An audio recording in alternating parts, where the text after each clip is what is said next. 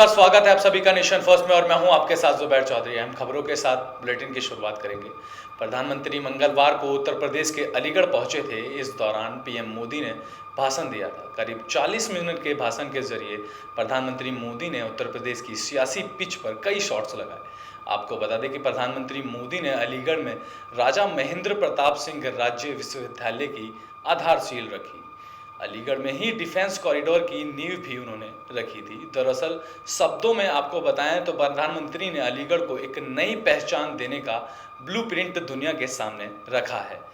Point two point mission Aligarh के vision की व्याख्या भी उन्होंने वहां की है। प्रधानमंत्री ने समझाया कि राजा महेंद्र प्रताप सिंह यूनिवर्सिटी खोलने के बाद अलीगढ़ दुनिया में डिफेंस रिसर्च का गढ़ बन जाएगा। आपको बता देते हैं कि अलीगढ़ दौरे पर प्रधानमंत्री मोदी जी ने डिफेंस कॉरिडोर का भी उनको सम्मानित किया था। अलीगढ़ में उन्होंने ये बताया कि अलीगढ़ आने वाले समय में एक डिफेंस कॉरिडोर का गढ़ बन सकता है। आपको बता देते हैं कि प्रधानमंत्री ने यह भी समझाया कि राजा महेंद्र प्रताप सिंह यूनिवर्सिटी खुलने के बाद अलीगढ़ दुनिया में एक डिफेंस रिसर्च का गढ़ बन जाएगा।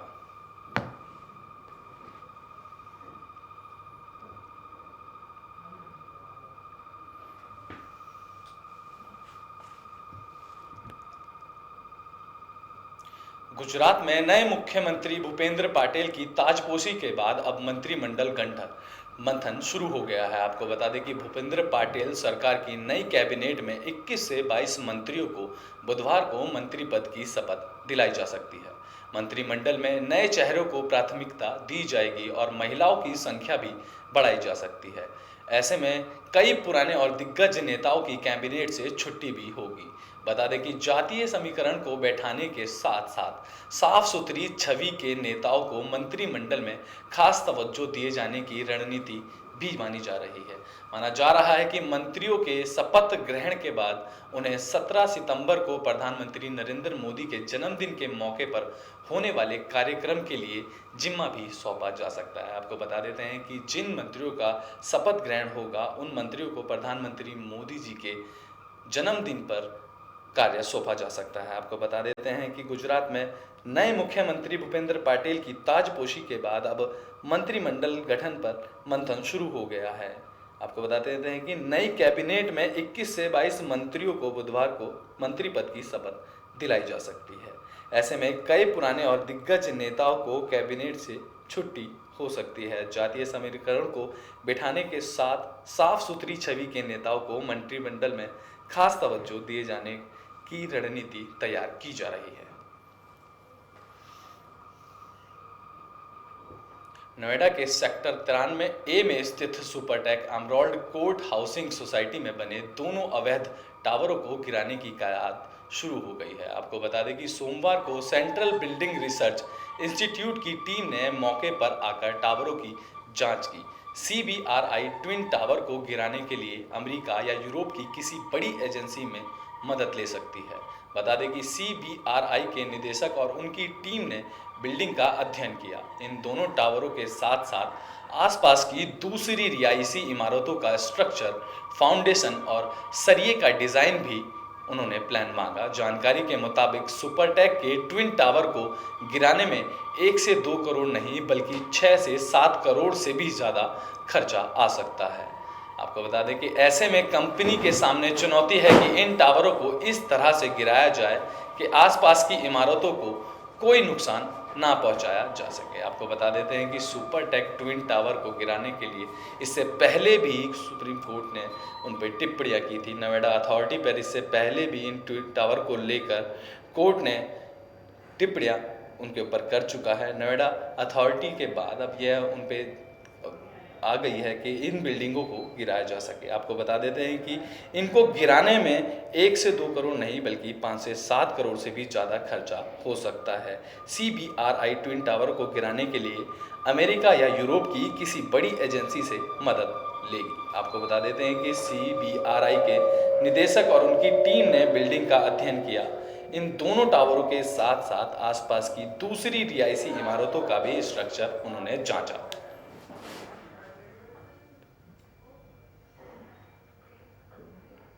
दिल्ली में पुलिस ने पाकिस्तान की बड़ी साजिश को नाकाम किया है। आपको बता दें कि स्पेशल सेल ने 6 आतंकवादियों को गिरफ्तार किया है, जिसमें से 2 ने पाकिस्तान में ट्रेनिंग ली है। आतंकवादियों के पास से बड़ी मात्रा में विस्फोटक और हथियार बरामद किए गए हैं। आतंकियों की गिरफ्तारी यूपी, महाराष्ट्र और दिल्ली से हुई है। बताया गया है कि इसके लिए मल्टी स्टेट ऑपरेशन चलाया गया था। बता दें कि इस ऑपरेशन में दोनों आतंकियों के अलावा 4 और लोगों को गिरफ्तार किया है। सूत्रों के अनुसार इन्हें दिल्ली, उत्तर प्रदेश और राजस्थान से पकड़ा गया है। आपको बता देते हैं कि आज की एक बड़ी खबर सामने आ रही है, जहां 6 आतंकवादियों को दिल्ली में गिरफ्तार कर लिया गया है।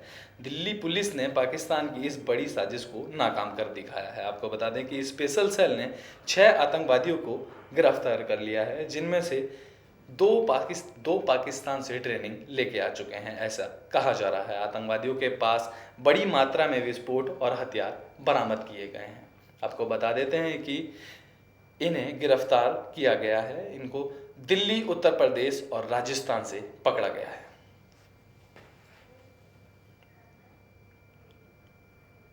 उत्तर प्रदेश में अगले साल होने वाले विधानसभा चुनाव से पहले बयानों का दौर चल पड़ा है। अभी सूबे में अब्बा जान को लेकर राजनीतिक जंग चल ही रही थी कि अब अचानक चाचा जान की एंट्री हो गई है।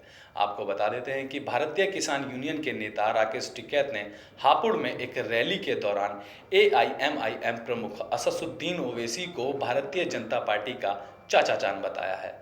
यहां एक सभा को संबोधित करने के दौरान राकेश टिकैत ने भारतीय जनता पार्टी पर निशाना साधा। बता दें कि राकेश टिकैत ने कहा कि बीजेपी के चाचा जान असदुद्दीन ओवैसी अब उत्तर प्रदेश में आ गए हैं।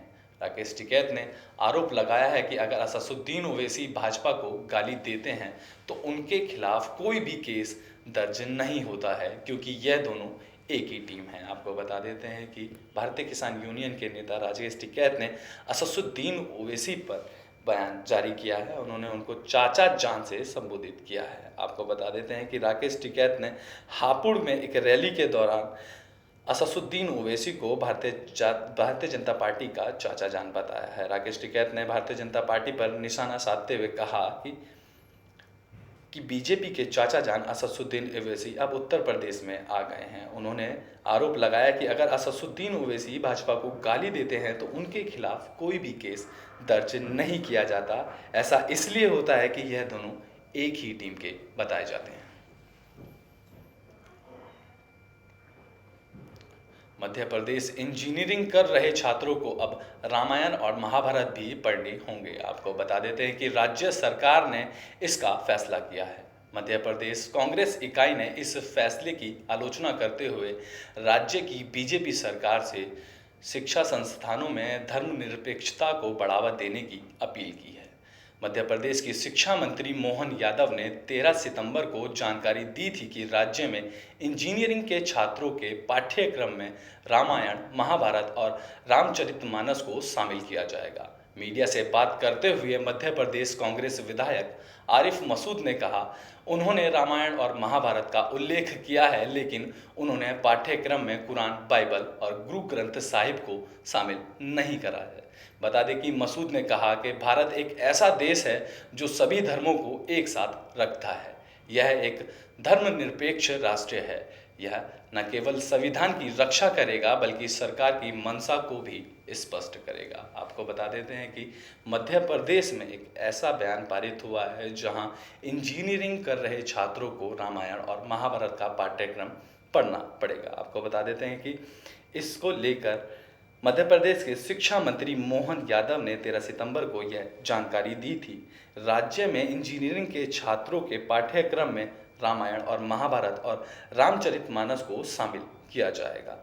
आपको बता देते हैं इस पर कांग्रेस विधायक आरिफ मसूद ने कहा कि उन्होंने रामायण और महाभारत का उल्लेख किया है, लेकिन उन्होंने पाठ्यक्रम में कुरान, बाइबल और गुरु ग्रंथ साहिब को भी शामिल करना चाहिए। मसूद ने कहा कि भारत एक ऐसा देश है जो सभी धर्मों को एक साथ रखता है।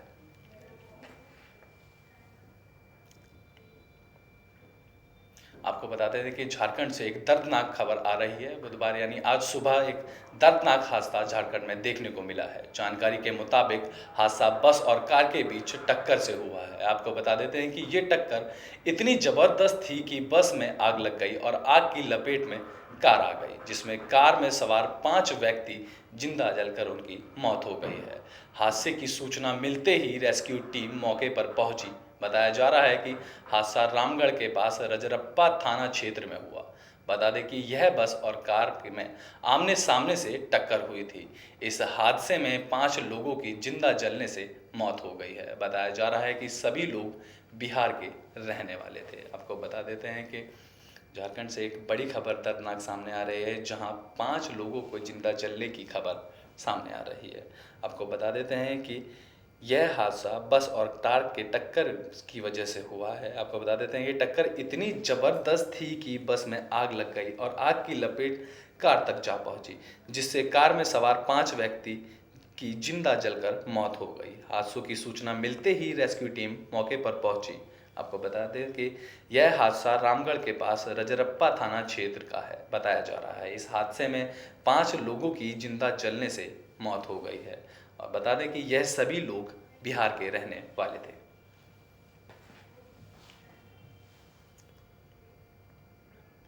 अगले 5 साल देश के 5 राज्यों में आने वाले विधानसभा चुनाव पहले केंद्र सरकार पर बड़ा फैसला कर सकती है। सूत्रों के मुताबिक सरकार ने एक देश एक दाम के अंतर्गत पेट्रोल, डीजल, सीएनजी और विमान ईंधन को जीएसटी के दायरे में लाने पर विचार शुरू किया है। आपको बता देते हैं कि 17 सितंबर को लखनऊ में जीएसटी काउंसिलिंग होने वाली बैठक में इस चर्चा को लिया जा सकता है। कोरोना महामारी के प्रकोप के बाद से जीएसटी काउंसिलिंग की यह पहली फिजिकल बैठक होगी।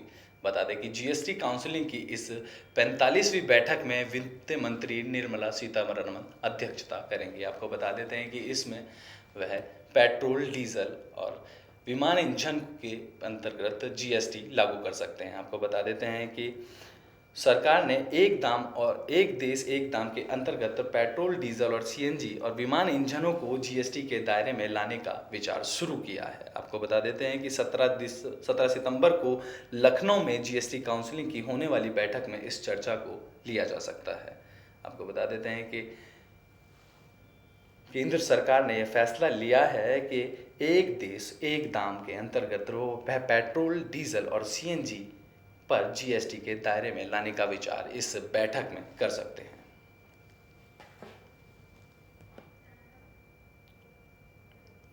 जो बाइडेन के व्हाइट हाउस प्रवेश के बाद भारत के प्रधानमंत्री नरेंद्र मोदी की पहली अमेरिका यात्रा का कार्यक्रम तय हो गया है।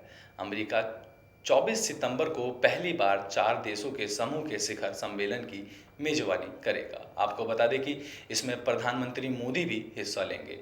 कोरोना काल में यह व्यक्तिगत उपस्थिति वाला पहला क्वाड सम्मेलन होगा। वहीं इस दौरान अमेरिकी राष्ट्रपति जो बाइडेन और प्रधानमंत्री मोदी की पहली आमने सामने यह मुलाकात हो सकती है। आपको बता दें कि प्रधानमंत्री मोदी जी की मुलाकात अमेरिका के जो बाइडेन से हो सकती है। आपको बता देते हैं कि इस बीच 24 सितंबर को इस मुलाकात का अनुमान लगाया जा रहा है। आपको बता देते हैं कि जो बाइडेन ने व्हाइट हाउस में प्रवेश के बाद भारत के प्रधानमंत्री नरेंद्र मोदी की पहली अमेरिकी यात्रा का कार्यक्रम तय हो चुका है। 24 सितंबर को पहली बार 4 देशों के समूह और शिखर सम्मेलन की मेजबानी अमेरिका करने वाला है। कोरोना काल में यह व्यक्तिगत उपस्थिति वाला पहला क्वाड सम्मेलन होगा।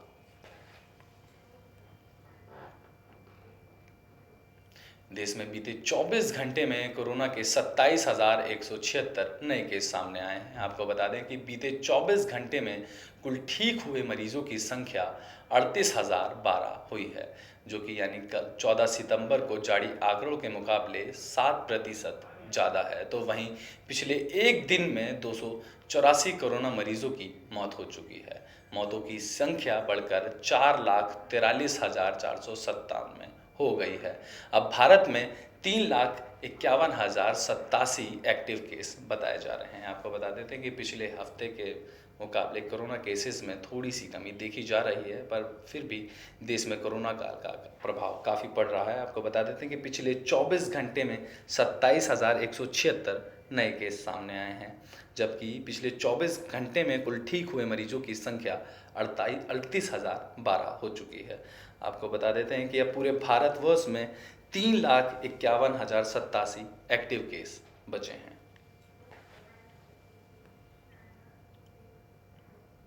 अभी के बुलेटिन में बस इतना ही। देश और दुनिया की तमाम खबरों के लिए देखते रहें नेशन फर्स्ट।